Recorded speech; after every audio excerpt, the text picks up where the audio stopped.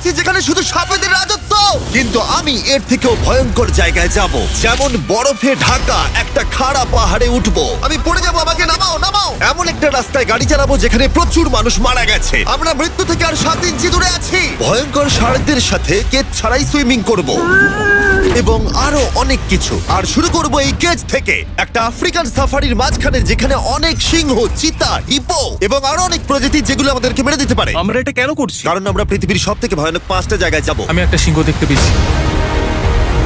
ও মাই god, এটা আমরা কেন করছি? আর যাতে সিংহরা আমাদের কাছাকাছি আসে তাই আমি অনেক মাংস এনেছি। এবং কেজের চারপাশেও ঝুলিয়ে দেব। ভাই আমরা বেঁচে ফিরবো তো? কিন্তু আসলে যে কারণে এই জায়গাটা বেশি ভয়ঙ্কর সেটা হলো সূর্য ডুবে যাবার পরে আমরা দেখতে পাই না, কিন্তু ওরা দেখতে পায়। জিমি, ওদিকে দুটো সিংহ রয়েছে। এই শব্দটা তো কণ্ঠারের মতো লাগছে। না, এটা বিশাল ভাই। সবকিছু রাতে বেরোয় কেন? ভাই, আমাদের সিংহরা পুরো ঘিরে ধরেছে। আমাদের থেকে মাত্র 20 ফুট দূরে রয়েছে ওরা। ও মাই গড, আমাদের দিকেই তাকিয়ে রয়েছে। ও এদিকেই আসছে। আমার খুব ভয় লাগছে। ও না না, ও আমাদের দিকে আসছে।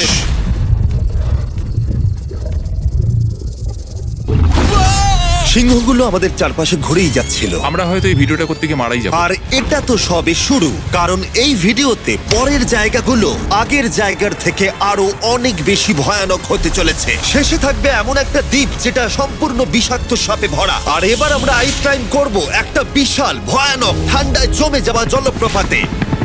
সবাই তৈরি হয়ে নাও, এবার একটা দারুণ অভিজ্ঞতা হবে। এই হেলিকপ্টারটা এখন ফিরে যাচ্ছে। আমরা পাহাড়ের মাঝখানে রয়েছি। আমরা এখানে কি করব? পরে দেখা হচ্ছে।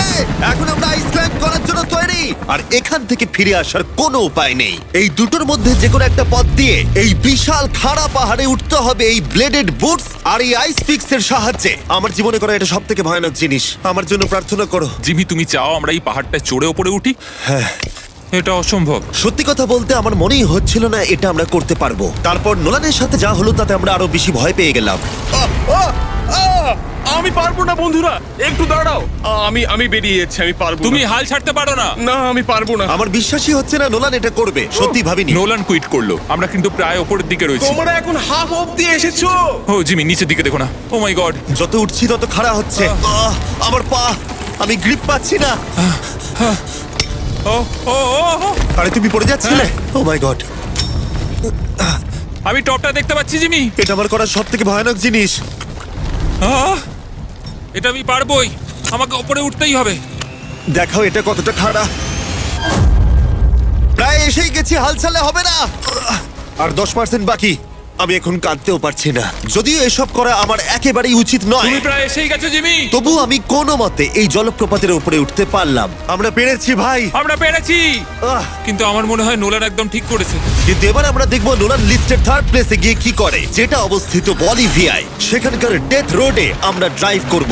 আর এখন আমরা রয়েছি পৃথিবীর সব থেকে বিপজ্জনক রাস্তায়। এই জায়গাটা যে কোনো স্কাই স্ক্রিপারের থেকে অনেক বড়। আমি বুঝতে পারছি না আমরা কেন এখানে এলাম। মিথ্যে বলছি না, এই রাস্তায় অনেকজন মারা যাওয়ার কারণে এই রাস্তাটা 1 যুগ আগেই বন্ধ করে দেওয়া হয়েছিল। এই রাস্তায় গড়ে প্রতি বছর 300 জন মারা যেত, কিন্তু আমাদের কাছে গভর্নমেন্ট পারমিশন রয়েছে, তাই আমরা এই রাস্তা দিয়ে যেতে পারি। পারমিশন না পেলে খুব ভালো হতো। চিন্তা করো না, কিচ্ছু হবে না, না। আমার তো চিন্তা হচ্ছে।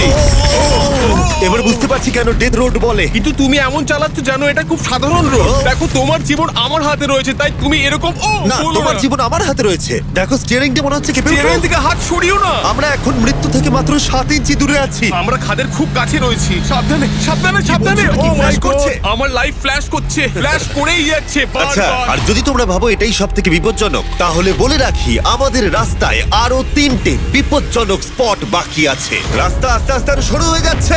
এই জায়গাটা কিন্তু খুব সাবধানে চালিও। Oh my God! দেখো ওই জায়গাটা টায়ার কিন্তু মাটিতে থাকবে না, দেখতে পাচ্ছো? হ্যাঁ, সেটা আমি দেখতে পাচ্ছি।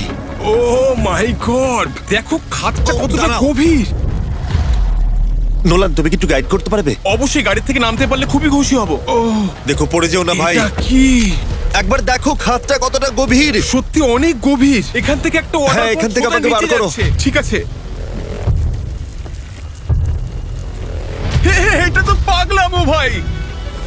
আমাদের গাড়িটা খাদের একেবারে কিনারায়। গাড়ির চাকা এই গভীর খাদের একদম পাশ দিয়ে যাচ্ছে। এটা পাগলামো। সাবধানে, এই জায়গাটা ঢালু রয়েছে আর খুব স্লিপও আছে। এগিয়ে এসো।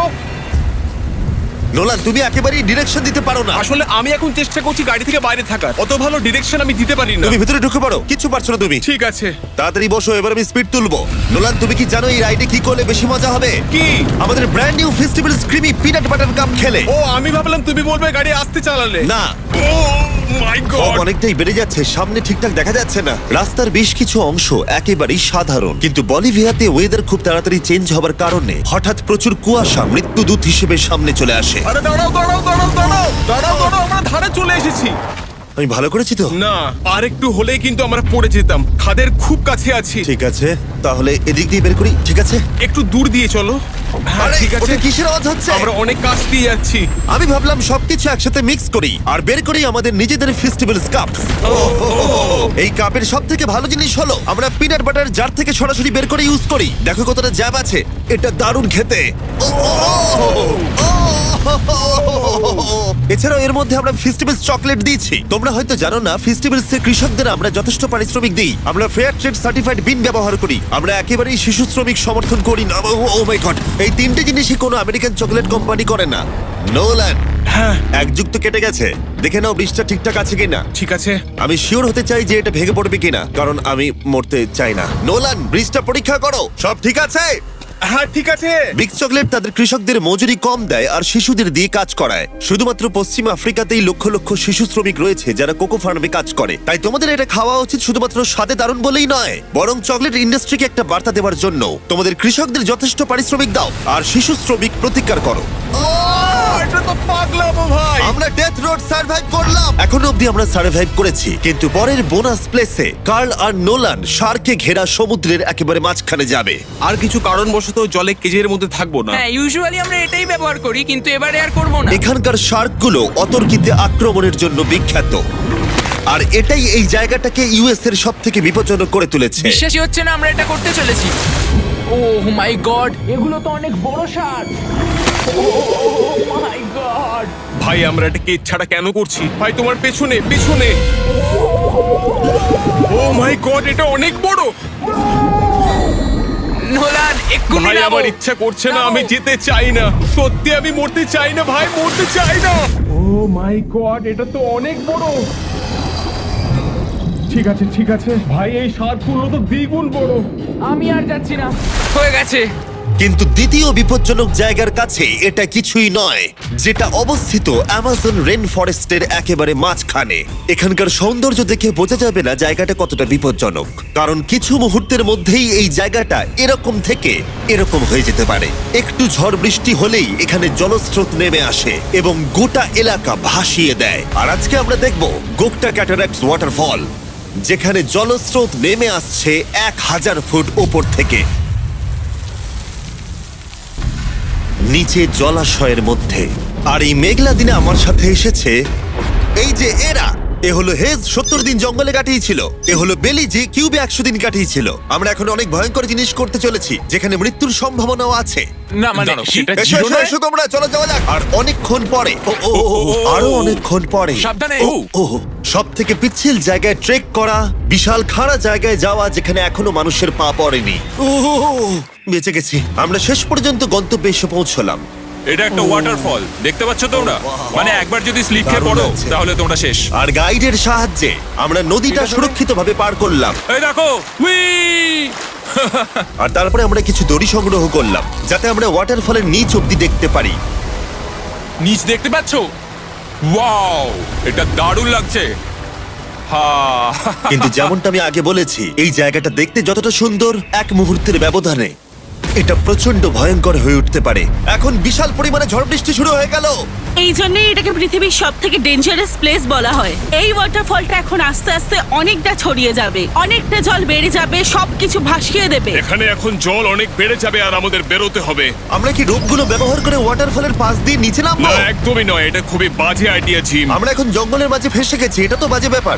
কত রিস্ক আছে। জিমির দিক দিয়ে কিন্তু কাদা আসছে, অনেক কাদা। আর যে কোনো মুহূর্তে এখানে বাজও পড়তে পারি। আর সত্যি আমি চাই না তুমি মরে যাও। তাই আমাদের এই ইউটিউব ভিডিও এমার্জেন্সি অপারেশনে বদলে গেল। একটাই উপায় আমরা বেরোতে পারবো, একই পিচ্ছিল এবং খাড়া পথ দিয়ে আমাদের ফিরতে হবে। আর কিছুক্ষণ বৃষ্টি হলে এই জলস্রোত সবকিছু ভাসিয়ে দেবে। তোমরা দেখতে পাচ্ছ জলের পরিমাণ অনেকটা বেড়ে গেছে, আমাদের রাস্তাও ব্লক হয়ে গেছে, আমাদের এই দড়ির সাহায্যে বেরোতে হবে, অনেকটা সময় লাগছে। তোমাদের মনে আছে যখন আমি এই নদীটা পার করছিলাম আর হাসছিলাম? এখন আর একদম হাসি পাচ্ছে না। আমার সত্যি খুব ভয় করছে যদি আমি পড়ে যাই। এই যে সেই ওয়াটারফল যেখানে আমি তলিয়ে যাব। জলের স্রোত দেখো, মানে দেখো, আমি মজা করছি না। এই দড়িটা ধরো আর নিজেকে ঠেলে ওপরের দিকে ওঠো। আমাকে মরতে দিও না। আর অনেকক্ষণ পরে জল আর কাদার বন্যায় ট্রেকিং করে আমরা এই পাহাড় থেকে প্রাণে বেঁচে ফিরলাম। এখন আমরা পৃথিবীর সব থেকে মারাত্মক জায়গায় যেতে চলেছি। আমাদের লিস্টে পৃথিবীর ভয়ঙ্করতম জায়গার মধ্যে 1 নম্বর। আর এই ভিডিওটা সব থেকে ভালোভাবে শেষ করার জন্য আমরা এসেছি পৃথিবীর সব থেকে বিপজ্জনক আইল্যান্ডে। কেন এমন আইল্যান্ডে যাচ্ছি যেখানে কিলিং মেশিন ভর্তি? মনে হয় আমরা মরবো। Bye bye. এখন থেকে অফিসিয়ালি আমরা কাল অবধি আছি। এটা সত্যি, আমরা পৃথিবীর সব থেকে বিপজ্জনক আইল্যান্ডে সারা রাত কাটাবো। আর আমাদের প্রতি পদক্ষেপে থাকবে অজস্র সাপ। শুধুমাত্র স্পেশালাইজড পোশাক আমাদের বাঁচাবে এই সমস্ত ভয়াবহ বিষধর সাপের হাত থেকে। যে কোনো জায়গায় সাপ থাকতে পারে, তাই না? হ্যাঁ, জিমি, কি হবে যদি কোনো সাপ আমাদেরকে কামড়ে দেয়? বেসিক্যালি যেই বিষ তোমাদের রক্তে এসে মিশবে, তোমাদের স্কিনের কালার চেঞ্জ হয়ে যাবে আর 1 ঘন্টার মধ্যে তোমরা মারা যাবে। এটা খুবই ভয়ের বিষয় যে আমি যে কোনো সেকেন্ডে মরে যেতে পারি। এটা পাগলামো ভাই। গোটা আইল্যান্ডটা কিলিং মেশিন দিয়ে ভর্তি। এটা কিন্তু দারুণ ব্যাপার। ওপর থেকে কিন্তু দারুণ লাগছে জায়গাটা। তুমি এখান থেকে পড়ে গেলে কিন্তু মরে যাবে। হ্যাঁ, সেটা আমি সবাই জানি। খুব সতর্ক থেকো। তোমরা হয়তো ভাববে স্নেক আইল্যান্ড নাম বলে এখানে হাজার হাজার সাপ ওপেন ঘুরে বেড়াবে, কিন্তু মাটিতে বসবাসকারী প্রাণীদের সাপগুলো মারার পরে ওরা এখন গাছের পাখিদের শিকার করে, কারণ এখন ওরাই একমাত্র জীবিত শিকার। এখন আমরা অফিসিয়ালি জঙ্গলে প্রবেশ করছি। যে কোনো মুহূর্তে সাপ গাছ থেকে লাফ দিয়ে আমাদেরকে কামড়াতে পারে। এতক্ষণ পায়ের চিন্তা করছিলাম, এখন তো গাছ থেকে সাপ পড়ারও আশঙ্কা রয়েছে। এটা পাগলামো ভাই। ও ও ও, এখানে একটা আছে, আমার মুখের সামনে ছিল। এই সমস্ত সাপেদের ধরে বিজ্ঞানীরা তাদের বিষ বের করবে, আর সেটা দিয়ে তারা অ্যান্টিভেনাম তৈরি করবে। তারা ওটা বিষধর। হ্যাঁ তার মানে ওটা আমায় কামড়ালে আমি মরে যাব। হ্যাঁ, ও, ও, ও, ও, ও! ভালো করে কিন্তু ধরে রাখবে। এটা একটা বাচ্চা। ও না না, এ তো হারিয়ে গেল। তুমি এটাকে ফেলে দিলে।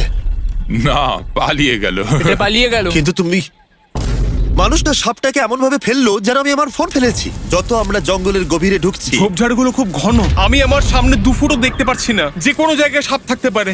আরো বেশি সাপ দেখতে পাচ্ছি। এখানে ও, একটা ও, ও। আর ওখানে একটা। এবার কিন্তু ছাড়বে না, ঠিক আছে? ঠিক আছে। তাড়াতাড়ি ভিতরে ঢুকিয়ে দাও। এই সাপের বিষ কতজন মানুষের জীবন বাঁচাতে পারে? প্রায় 1000 জনের। ও, এটা তো অসাধারণ।